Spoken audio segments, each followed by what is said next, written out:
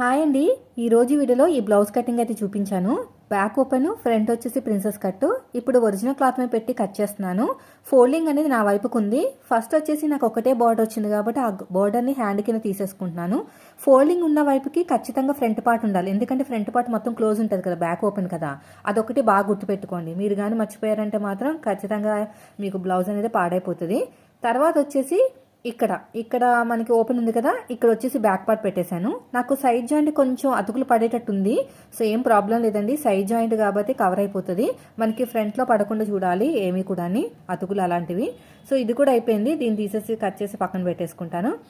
మీరు కటింగ్ ఎవరైనా చూడకపోతే మనం ట్యాగ్ చేస్తాను, చూడండి ఒకసారి. యూట్యూబ్ ఛానల్కి వెళ్తే ఈ థంబ్నెయిల్ తోటి అయితే బ్లౌజ్ కటింగ్ ఉంటుంది. చాలా సింపుల్గానే ఉంటుంది, ఏం కష్టపడక్కర్లేదు. ఇప్పుడు నేను గమ్ పెట్టి జాయిన్ చేసుకుని నేను బ్లౌజ్ అయితే స్టిచ్చింగ్ చేస్తాను. బ్లౌజ్ స్టిచ్చింగ్ కూడా వీడియో పోస్ట్ చేస్తానండి, షూట్ చేశాను. వీడియో నచ్చితే మాత్రం ఖచ్చితంగా లైక్ చేయండి.